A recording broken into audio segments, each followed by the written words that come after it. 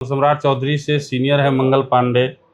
मंगल पांडे खुद ही नहीं चाह रहे। स्वास्थ्य विभाग ने बहुत बड़ी उपलब्धि बिहार में हासिल नहीं कर पाए। वन एकदम बिल्कुल है ही नहीं, कब गिर जाएगा कोई ठिकाना नहीं है। छज्जा कहीं गिर रहा है, कहीं छत गिर रहा है। हमको लगता है कि इसी चीज का खामियाजा मंगल पांडे को भुगतना है। कहीं से कोई बदनामी अपने माथे पे लेना नहीं चाहती है। अंदर की बात तो कोई बता नहीं सकता है। अमित शाह के दिल में क्या है, नीति नवीन के मन में क्या है, ये कौन बता सकता है। मंगल पांडे वो नाम है जो इन दिनों खूब चर्चा का विषय बना हुआ है। नमस्कार, मगही न्यूज देख रहे हैं आप। मैं हूं आपके साथ स्नेहा और हमारे साथ हमारे सहयोगी ऋषिकांत हैं।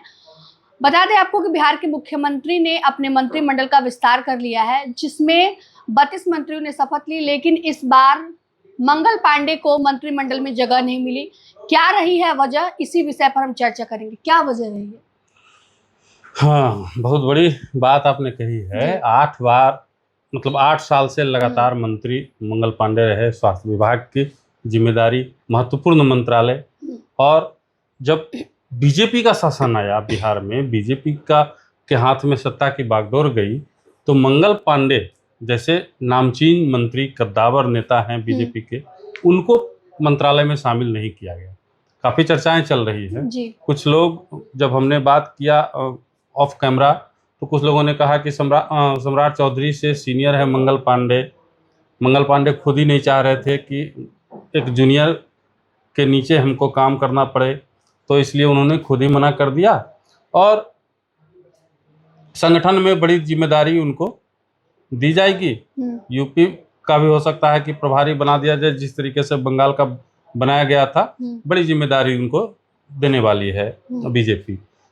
ये चर्चाएं हैं, लेकिन कहीं ना कहीं इन चर्चाओं में बहुत ज्यादा दम नजर नहीं आ रहा है।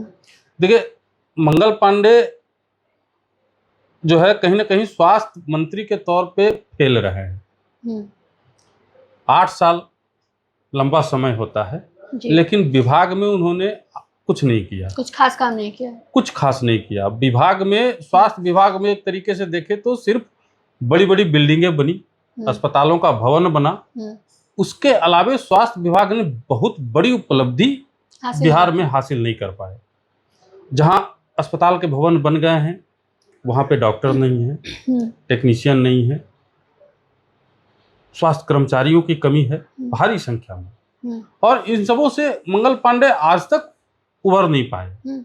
कई ऐसे भी जिले हैं, प्रखंड हैं, जहां पे स्वास्थ्य के लिए भवन नहीं है, अस्पताल के लिए जर्जर स्थिति में है।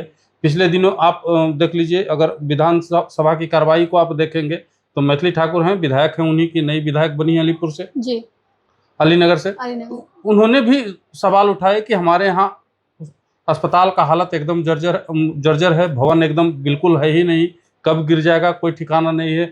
छज्जा कहीं गिर रहा है, कहीं छत गिर रहा है। आप चले जाइए दियारा में चले जाइएगा, अस्पताल का कहीं नामो दूर दूर तक नामो निशान नहीं है। लोग दवाई खरीद रहे हैं किराने की दुकान से।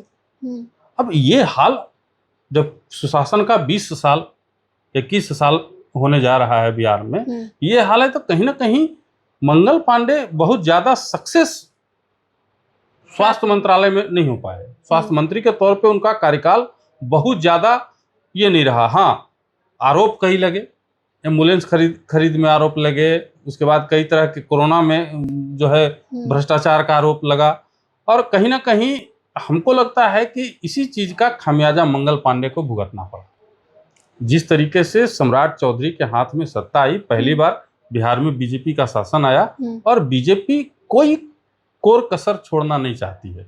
कहीं से कोई बदनामी अपने माथे पे लेना नहीं चाहती है, क्योंकि ये बीजेपी का कह सकते हैं एक तरीके से अग्नि परीक्षा भी है।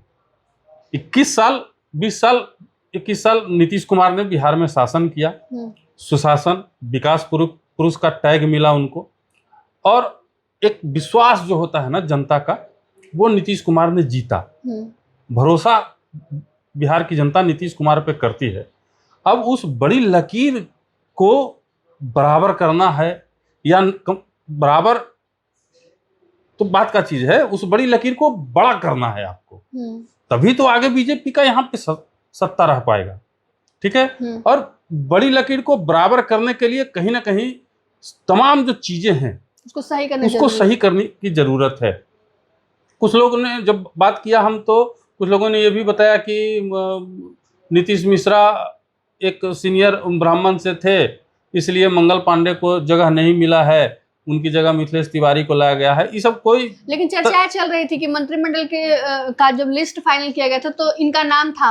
हाँ, ये सबसे बड़ी सोचनीय बात है जी। कि जब तक अमित शाह बिहार नहीं आए थे, उसके पहले के लिस्ट जो बना हुआ था मंत्रिमंडल का, उसमें नाम फाइनल उसमें था। 2 नाम थे। मंगल पांडे का भी नाम था और अरवल के विधायक हैं मनोज शर्मा, उनका भी नाम था। लेकिन जब अमित शाह आए और उसके बाद जब गहन मंथन हुआ, तब मनोज शर्मा का भी नाम कट गया और मंगल पांडे का भी नाम कट गया।